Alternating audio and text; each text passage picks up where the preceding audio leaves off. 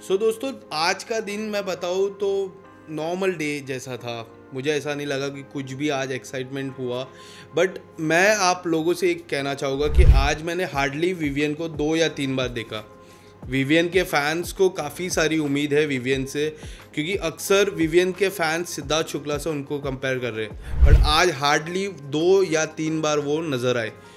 Fans भी कहते रहे कि विवियन कहाँ है, क्योंकि विवियन से उम्मीद ज़्यादा है। आज का एपिसोड काफ़ी अमेजिंग तो नहीं था मेरे हिसाब से। दिन की शुरुआत हुई आर ग्लास से। आर ग्लास को अकेला तो रहना नहीं था, कोई ना कोई उस आर ग्लास के इर्द गिर्द होना चाहिए था। आर ग्लास के इर्द गिर्द करण थे लास्ट तक, फिर करण भी सो गए। करण सोने के बाद बिग बॉस ने करण से कहा कि कोई एक सदस्य वो आर ग्लास के इर्द गिर्द होना चाहिए था, बट कोई भी सदस्य नहीं था। करण आप सो गए। ये गलत बात है, क्योंकि पहला ही टास्क था और पहले ही टास्क में इतने सीरियस नहीं नज़र आए हमारे घर के कंटेस्टेंट। इसके बाद बिग बॉस का एंथम बजा और हैप्पीली एंडिंग हुई। हैप्पीली एंडिंग होने के बाद करण और आफरीन खान एक साथ हुए और आफरीन खान ने बोला कि आप मुझे बोल देते, मैं आ जाता हूँ उस आर ग्लास के लिए। बट करण बोलते रहे थे कि आप तो थे नहीं उसमें, आप अवेलेबल नहीं थे। उसके बीच में वो लोग की थोड़ी चर्चा हुई, थोड़ी बहसबाजी हुई। सेकेंड एपिसोड में मैंने कहा था कि ये लोग का झगड़ा होने वाला है, और सेकेंड एपिसोड के स्टार्टिंग फेज में ही वो लोग का झगड़ा हो गया। इसके बाद हमारे लॉयर साहब फिर से आते। लॉयर साहब की चर्चा काफ़ी हो रही है इस बार। लॉयर साहब बैठते हैं, कुछ सदस्य और बैठते हैं उनके साथ, करण थे, काफ़ी और सदस्य भी थे। तो लॉयर साहब फिर से उद्धव ठाकरे जी का जिक्र करते हैं। पता नहीं क्या उनको प्रेम है उद्धव सर से। उद्धव ठाकरे जी कहते हैं कि उनकी सरकार गिराई, सरकार गिराने के बाद मेरे भी कुछ एमएलएस थे। आपको बता दूं, कुछ समय पहले उद्धव जी की सरकार थी और अब एकनाथ शिंदे जी की सरकार है। इन्होंने ये भी कहा कि मैंने मेरे एमएलएस भेजे थे। पता नहीं हमारे लॉयर जी क्यों ये चर्चा कर रहे हैं, किसको बताना चाह रहे हैं, ये क्या घर के सदस्य को बताना चाह रहे हैं कि पूरी ऑडियंस को बताना चाह रहे हैं जो ये शो देख रहे हैं। पता नहीं आपका क्या रिएक्शन है इसमें, बट मुझे तो ये अच्छा नहीं लग रहा है कि आप किसी एक्स सीएम को खींच रहे हो। आप बता रहे हो, कल उन्होंने बताया कि उनकी सरकार ऐसी थी, मैं जूनियर था, आज सीनियर। आज सडनली सीनियर कैसे हो गए? कल उन्होंने कहा मैं जूनियर था, आज बता रहे कि मेरे एमएलएस गए, तो मतलब आप आज सीनियर हो गए।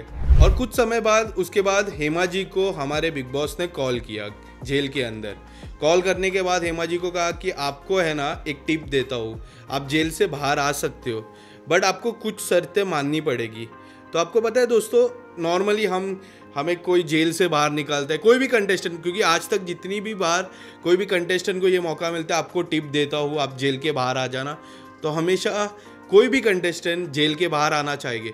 बट आपको पता है हेमा जी और पाजी जी ने क्या कहा? अब पाजी जी ने कहा कि हमें ये टिप नहीं मंजूर है और हम जेल में कंटिन्यू करेंगे। पता नहीं क्या चल रहा है हेमा जी और पाजी जी के बीच में, क्योंकि वो जेल में ही रहना चाह रहे हैं। इसी बीच ईशा जी ने भी कहा कि आपको क्या लगता है यार, छोटी सी जगह है बट एसी है, सब कंफर्टेबल है, बट छोटी सी जगह है, ये जेल थोड़ी ना हुई, ऐसा ईशा ने कहा। ये तो डिसीजन हुआ हेमा जी और पाजी जी का कि वो घर के अंदर रह गए। कुछ समय बाद आते हैं 3 बड़े बड़े बक्से, और उसमें क्या होता है?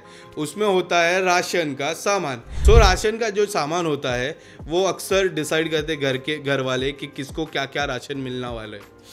बट इस बार बिग बॉस ने टर्न एंड ट्विस्ट किया। ये जो डिसीजन है वो दिया पाजी और हेमा जी के हाथ में, कि वो लोग डिसाइड करेंगे कि कौन कौन घर पे क्या क्या राशन मिलेगा। कोई सदस्य बोलते ये तो ऐसा हो गया कि वो जेल में नहीं है, हम ही जेल में है। वो लोग डिसाइड करेंगे कि किसको क्या क्या राशन मिलेगा। बक्से जेल के अंदर जाते हैं, जेल वाले डिसाइड करेंगे, मतलब जेल के अंदर जो है वो डिसाइड करेंगे कि जेल के बाहर है वो खाना क्या खाएंगे। ये जो डिसीजन है उन हेमा जी और पाजी जी के हाथ में बिग बॉस ने रख दिया। उसके बाद एक एक करके सदस्य जा रहे हैं, उनसे मांग रहे कि ये दे दीजिए, दही दे दीजिए, पनीर दे दीजिए, प्यार से, एकदम प्यार से। हेमा जी और पाजी जी उनको दे रहे, पनीर दे रहे हैं, किसको दही दे रहे हैं। बट आपको क्या लगता है, ये फटाफट देने उनको डिसीजन लेना चाहिए कि नहीं, ये जो राशन है ये हफ्ते का राशन है, ये पूरा हफ्ता हमको ये राशन चलाना है। आप जितना मांगोगे उतना तो नहीं मिलने वाला है, आप बचा के रखिए, क्योंकि राशन तो बचाना है, पूरा हफ्ता राशन चलने वाला है। तो ये जो डिसीजन जो बिग बॉस ने दिया है हेमा जी और पाजी जी के हाथ में, क्या लगता है आपको, सही डिसीजन है या गलत डिसीजन है? आज आपको पता है सबसे बड़ी बात मुझे पर्सनली मुझे क्या लगी, शहजादा और मुस्कान एक जगह बैठे थे, शहजादा स्माइल कर रहे थे, मुस्कान भी स्माइल कर रही थी। मैं आपको ये नहीं कह रहा हूँ कि कोई लव एंगल था, बट शहजादा है ना मुस्कान को कहते हैं कि आप इनोसेंट हो इस गेम में। मुझे ना लास्ट ईयर की चर्चा होती है, मैं एक तरफ ईशा जी को देखता हूँ और एक तरफ अंकिता जी को देखता हूँ। मुझे अक्सर लगता था कि अंकिता जी वेल प्रिपेयर्ड है वो शो के लिए। मुनावर जीते, ठीक है, अंकिता जी भी जीतने के लायक थे, बट मैं अदर हैंड में देखता हूँ ईशा मालविया को। सो ईशा मालविया भी इनोसेंट थी। क्या आपको लगता है मुस्कान भी इनोसेंट है या नहीं? नीचे कमेंट सेक्शन में ज़रूर बताइए। मैंने आज थोड़ी चर्चा कम की है आप लोगों के साथ, पता है क्यों? क्योंकि मुझे आज का थोड़ा भी मज़ा नहीं आया, क्योंकि मेरे जो फेवरेट है, मेरे नहीं पूरे देश के फेवरेट विवियन डिसेना, देश के फेवरेट इसके लिए क्योंकि उनका कंपैरिजन सिद्धार्थ शुक्ला से हो रहा है, आज वो नज़र ही नहीं आए। सो मुझे आज तो थोड़ा भी मज़ा नहीं आया एपिसोड देखने में। मैं तो बोर हो रहा था, मैं चाह रहा था कंटिन्यू ये जल्दी जल्दी बंद करूँ, आप लोग को रिव्यू करूँ।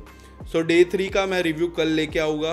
सो आज अगर मैंने कुछ मिस किया तो नीचे कमेंट सेक्शन में ज़रूर लिखना आप कि मैंने क्या मिस किया है। मैंने जो पॉइंट्स थे मैंने आपको बता दिया। सो नेक्स्ट वीडियो के लिए आप बने रहिए मेरे साथ। मेरा नाम है विशाल मुकेश अंबानी।